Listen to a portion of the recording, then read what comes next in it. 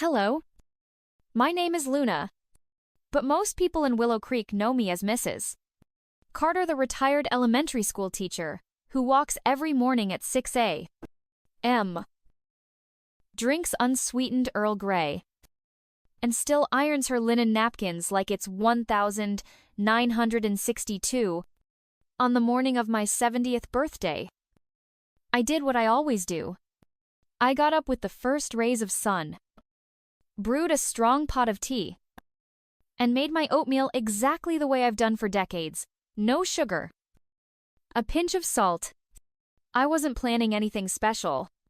No balloons, no party hats. No. Look who's 70 signs. That kind of fuss has never been my thing. But, mostly, I didn't want to pretend to be happy when I wasn't. The house was spotless, just the way I like it. The kitchen window overlooked the turning maples of Willow Creek, painting the backyard in shades of rust and gold. I laid out my mother's silverware and the white embroidered tablecloth I only pull out for Thanksgiving and Christmas. My daughter Rachel had insisted on hosting a birthday dinner at my place. "Mom," she said, "70's a milestone. It's not just another year, it's a legacy." I agreed. Eventually, out of exhaustion, more than excitement. Funny how age softens you. When I was younger, I was steel, no nonsense. No compromise. After my husband Richard died at 43, I had to be. With 3 kids, a mortgage, and a classroom full of other people's children, there wasn't time to fall apart. So I didn't. Now, I had nothing but time. And yet, falling apart felt closer than ever. I stood in the mirror that morning, studying a face that didn't feel like mine. Deep lines curved around my eyes, like parentheses on a life of withheld emotions. My hair, once chestnut brown and wavy, had long gone silver and was pulled into the same tight bun I'd worn since Richard's funeral. It was a practical style. Not exactly flattering, but flattering seemed irrelevant when you've spent half your life surviving. I heard the phone ring. It was Rachel, checking in, full of questions. "Do you need anything? Extra chairs? Should I bring the salad pre-mixed?" I told her I had everything under control. That's how we were raised.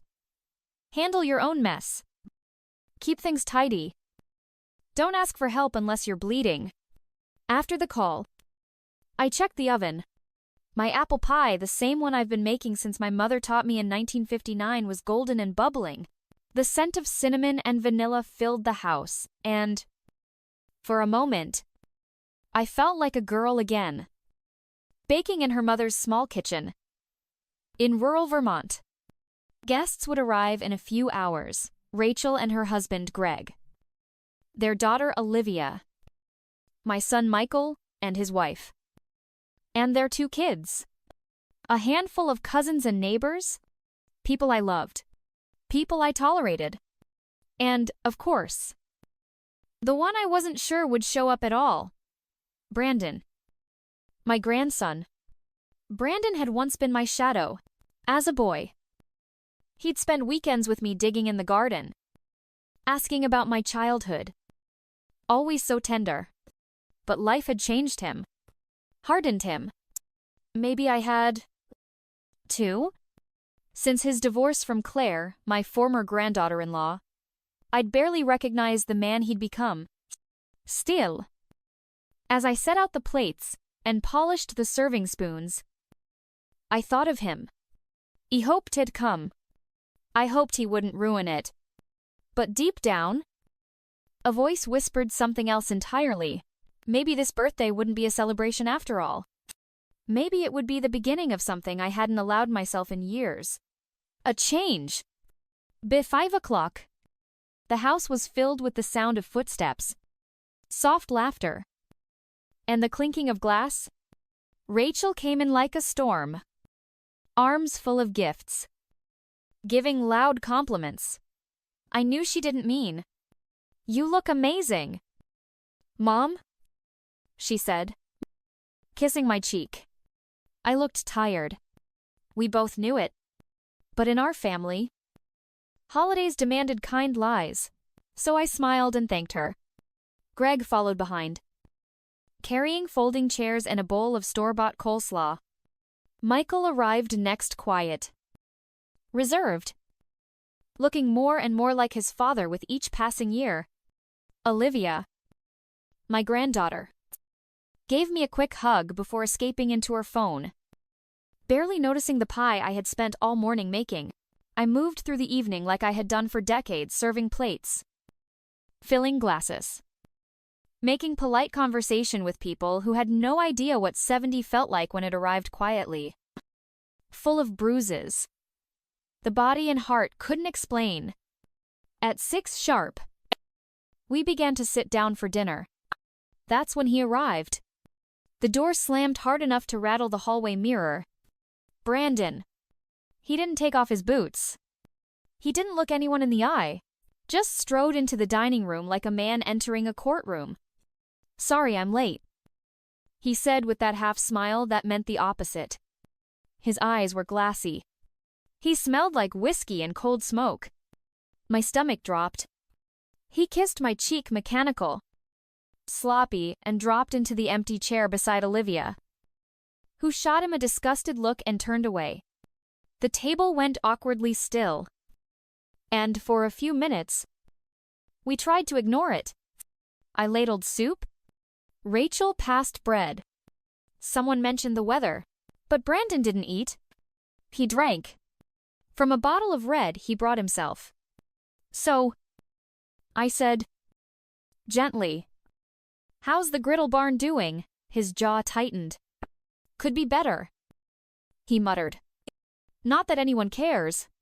Rachel's husband, ever the peacemaker, jumped in. "What do you mean?" "My ex-wife opened a cafe 3 blocks from me. Think that's a coincidence?" The room froze.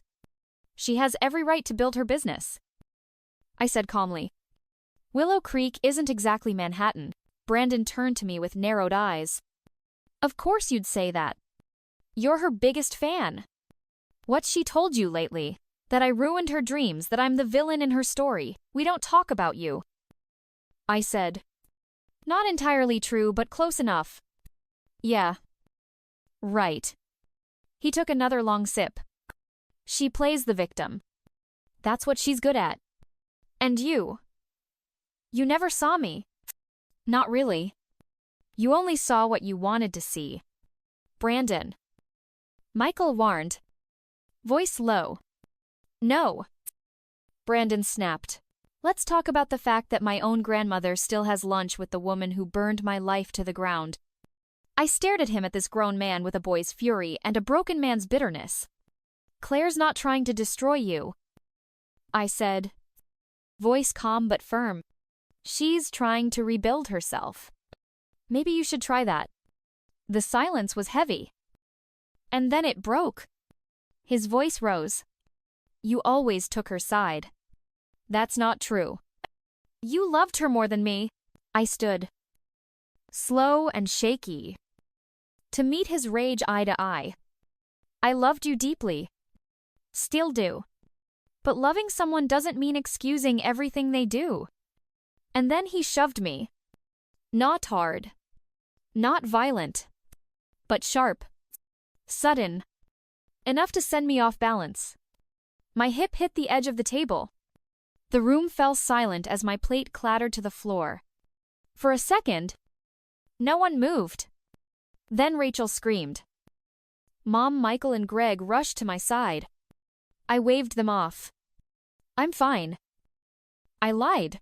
Brandon's face turned pale. "Grandma." I didn't mean get out," Michael said, voice flat. No one defended him.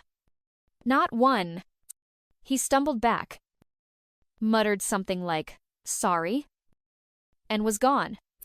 And just like that, so was the celebration. The days after the birthday passed, like fog, quiet, colorless, and heavier than I expected. The bruise on my hip faded from purple to yellow. but the ache beneath it lingered. Not just the physical pain, but the silence. No calls, no follow-ups, no "Hey Mom, how are you feeling?" Not from Michael. Not from Olivia. Not even from Brandon. Though I suppose I didn't expect him to. Rachel called once, the day after, but her voice was clipped and efficient. Like she was checking a box on her to-do list. We didn't mention what happened. She didn't ask. And I didn't tell. And maybe that's what hurt the most. I had spent a lifetime believing family meant loyalty. Meant showing up. But when I fell, they stayed seated. Only one person remembered me without obligation. Claire. She called that Sunday night. Her voice was warm. Kind, completely unaware of the storm that had passed through my house. "I didn't want to intrude on your celebration," she said. "But I hope it was beautiful. I thought of you all day. For the first time in days." I smiled. "Why don't you stop by tomorrow?" I asked. "There's still some pie left." We hung up. I stared at the phone for a long time, wondering how someone not bound by blood could show more care than my own children. The next morning, I had a bank appointment. Something small, just signing a document to renew a CD. I didn't feel like going, but I didn't want to reschedule either. So I bundled up, careful with my sore side, and walked the 3 blocks to Willow Creek Community Bank. The teller, a young man who always forgot my name, greeted me with his usual sunny cluelessness and ushered me to the back office. I signed the forms, nodded politely, and barely heard his explanation of interest rates.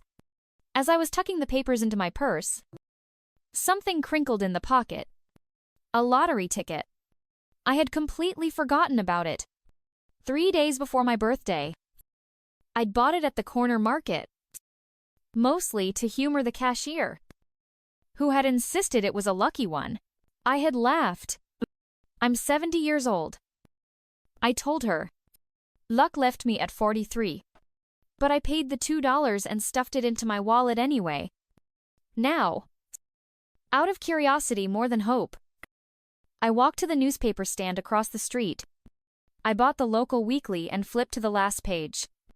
The winning numbers were printed in tiny font under the weather forecast. I pulled out the ticket. My heart barely beat. First number matched. Then the second. And the third. By the time I reached the 6th, I was sitting on the bench outside the post office, gripping the ticket like it might float away. All 6 numbers. The jackpot $1. 6 million. I didn't scream. I didn't cry. I didn't even smile. Instead, I sat very still and whispered to no one. Now what? There was no joy. No rush. Just silence. Back home, I locked the doors. Found the old fireproof box where I kept my will and insurance papers, and placed the ticket inside. Then I made a pot of tea and sat in my armchair, staring at the window. The same trees, the same neighbors, the same quiet street. But inside me, something shifted. A possibility. A new kind of storm. Claire arrived the next evening with a bottle of wine and a cautious smile. She was wearing her usual jeans and a denim apron dusted with flour. Her hair pinned up in a loose twist that always made her look effortlessly put together.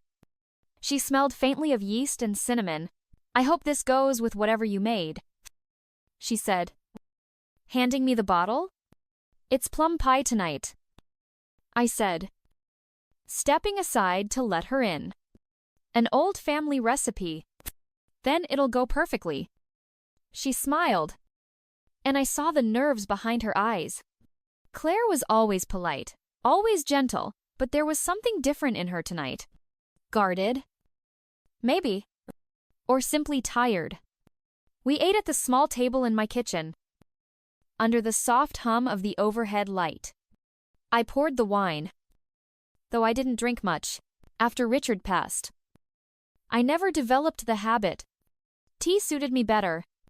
We chatted at first about safe things, Willow Creek gossip, the new flower boxes at the town square, a movie neither of us had seen, but pretended to know.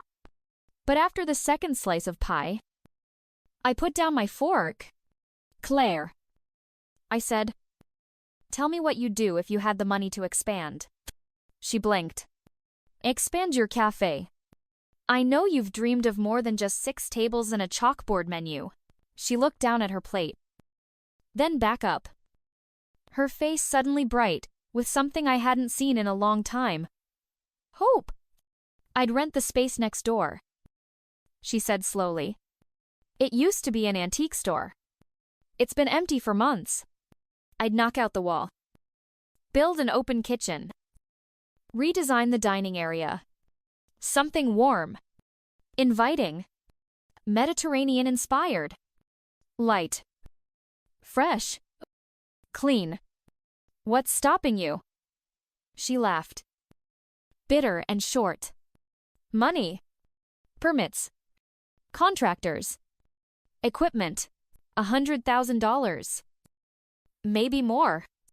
I applied for a small business loan, but I don't have the collateral. I'm still paying off what I borrowed to open Hollow Bean. And what about Brandon? I asked carefully. Her eyes cooled. He'll hate it. But I'm not opening a steakhouse. I'm building something different. I'm not trying to compete, I'm trying to exist. I sat back and looked at her, not just as Claire, the girl who once made Sunday lasagna for my grandson, but as a woman with grit, vision, and the kind of quiet strength that didn't come with applause. I want to help, I said plainly. Claire blinked. Help how I have the funds. I want to invest. Not a gift. Not charity. A business partnership. You bring the ideas, the menu, the magic. I'll bring the capital. She stared at me, unsure if I was joking. You'd do that, she whispered.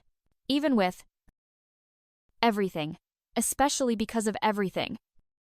I said, this town needs what you have to offer. And maybe I need it too. Something that matters.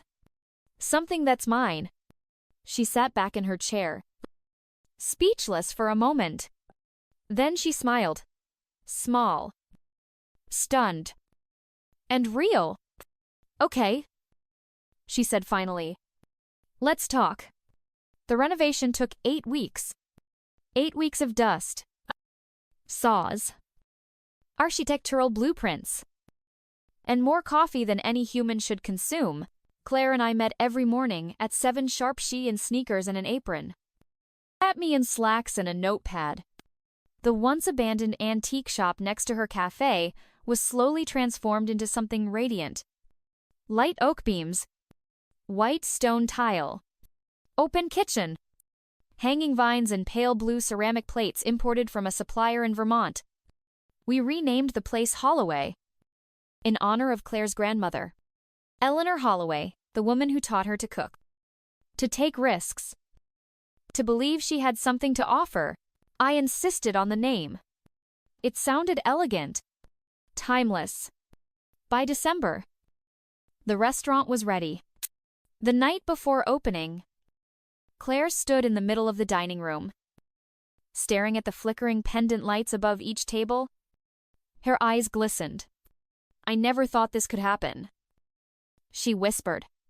I looked around at what we had built: white linen tablecloths, soft jazz humming from the speakers, polished wood bar stocked with reds and whites I could hardly pronounce. It was beautiful. It was hers. It was ours. Opening night arrived like a storm of nerves and champagne. The mayor of Willow Creek came. So did the school superintendent, the pastor from First United Church, and half the business owners from Main Street. Everyone dressed a little nicer than usual. People whispered. People stared. And they all asked the same question. Is it true? Evelyn Carter invested in Claire Holloway's restaurant. I didn't answer. I didn't need to. What I saw on their faces wasn't gossip. It was respect. The reviews poured in. By the end of the week, the Willow Creek Gazette ran a glowing feature. One line stood out. Holloway doesn't just serve food, it serves restoration. But not everyone celebrated. I passed Brandon's restaurant. The Griddle Barn. 2 weeks later, the parking lot was nearly empty. He stood outside smoking, pretending not to see me. He didn't wave. I didn't stop. That's when the trouble started. First, the front window of Holloway was shattered one night, nothing stolen. Just a spray of glass and a single tipped flower pot. A week later, fake online reviews appeared, claiming food poisoning, poor service, hair in the soup. None of it was true. Claire was rattled. I was furious. Then came the health inspector anonymous tip. A full sweep? He found nothing. I know it's him, Claire said one morning, arms crossed, standing by the kitchen sink. He's lashing out. Let him, I said. Let him throw shadows. We'll keep building light. But part of me burned. Not just because Brandon was trying to destroy something beautiful, but because I had once held his hand while he learned to walk. Now he was trying to knock us down. That night, I stood in Holloway's dining room after closed action, staring at the warm lights, the polished floors, the empty wine glasses still clinking faintly in the bus tub. He had declared war. But I wasn't afraid. For the first time in years, I wasn't afraid of anything. It was a Tuesday evening when I finally walked into the Griddle Barn. The place was half lit, half empty. A couple in the corner ate silently over lukewarm burgers, and a bored waiter leaned against the host stand, scrolling on his phone. The smell of old grease and desperation clung to the air. Brandon was behind the counter, wearing a wrinkled chef's jacket, flipping something on the grill. His eyes widened when he saw me. "Grandma," he said, wiping his hands on a towel. "What are you doing here? We need to talk." I said simply, "In private." He hesitated, then nodded toward the cramped office in the back. It was cluttered with unpaid invoices, flyers, a dusty coffee maker that hadn't seen use in months. I sat. He didn't. "This about Holloway?" he asked, crossing his arms. "It's about you," I replied. "And what you've been doing?" He didn't speak, but his jaw tightened. "You broke the window. You wrote the fake reviews. You called the health department." Still, he said nothing. "You're hurting Claire. You're hurting me." Brandon exhaled through his nose and finally sat down. His face, once defiant, looked worn, older than his 33 years. "I'm losing everything," he muttered. "This place is dying. I put everything I had into it. And now people would rather pay $25 for a plate of fish and microgreens than eat my food. That's what hurts." "What hurts?" I said slowly. "Is watching someone I love self-destruct instead of change." A looked up. "I didn't invest in Claire to punish you," I continued. "At least not entirely. I did it because she had a vision. She worked. She respected people. She grew. I wanted to be part of something good again." Brandon rubbed his face with both hands. "You really believe I'm the bad guy, don't you? I think you're the lost guy," I said gently.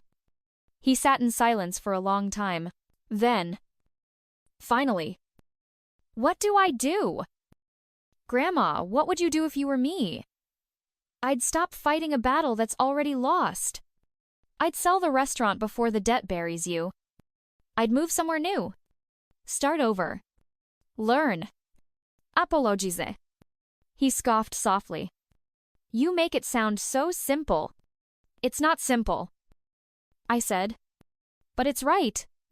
He leaned forward, elbows on his knees. Would you help me? Financially, I didn't flinch. If you're serious, if you're willing to let go of your ego and really begin again, yes? He looked stunned. After everything I've done, you're still my grandson.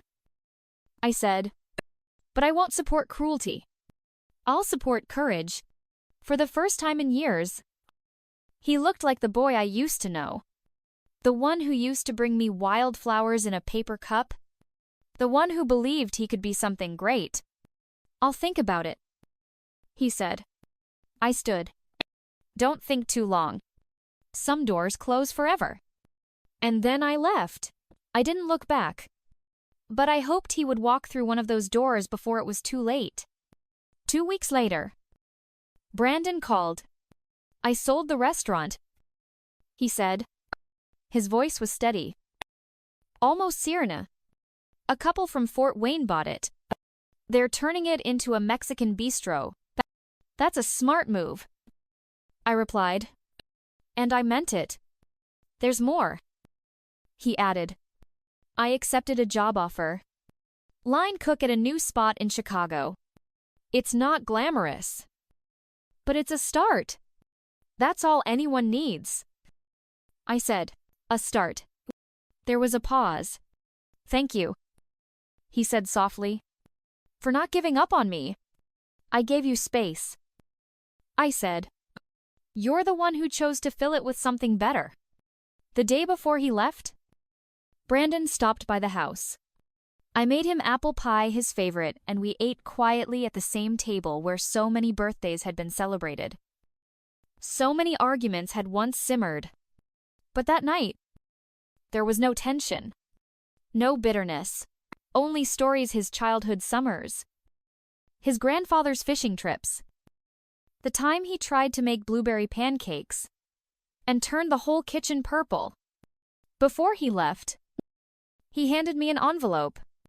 For everything, he said. Then he hugged me, and for the first time in years, it felt real. After he was gone, I opened it. Inside was a check. The same amount I had once loaned him years ago to open the griddle barn. Money I had never expected to see again. And a note, written in Brandon's sharp, slanted handwriting. This is the last debt I had to repay. Now I'm free to begin again. Thank you for the lesson. It was hard, but necessary. Brandon, I stared at the check for a long moment. Then I slowly tore it into small pieces and dropped them into the trash. That money was never a loan. It was a hope. And he'd finally honored it. Spring arrived quietly in Willow Creek. The maples outside Holloway burst into new leaves. Soft green and full of promise. The restaurant thrived. Claire and I opened a summer patio with wrought iron tables and blue umbrellas. Tourists stopped by. Locals became regulars. A cooking class series launched in the fall. Led by Claire and a rotating cast of guest chefs. My role shifted. I spent less time balancing books and more time sitting at my usual corner table, sipping tea and watching life unfold. I was no longer needed every hour, but I was always welcome. One afternoon, Claire brought over a pot of lemon balm from the herb garden behind the kitchen. You've built something special here, she said. We built it, I corrected. And we're just getting started. She smiled and nodded. We stood in silence for a moment, listening to the buzz of conversation and clinking of forks around us. There was a rhythm to the place now, a heartbeat. And in that quiet, I felt something shift. Not pride, not revenge. Peace. People say legacy is about what you leave behind. But maybe it's also about who you lift while you're still here. I didn't leave this world with millions in a bank account, or my name on a building. But I did leave something behind. A restaurant. A second chance. And the quiet, solid truth. That, even after 70 years, life still had room to bloom.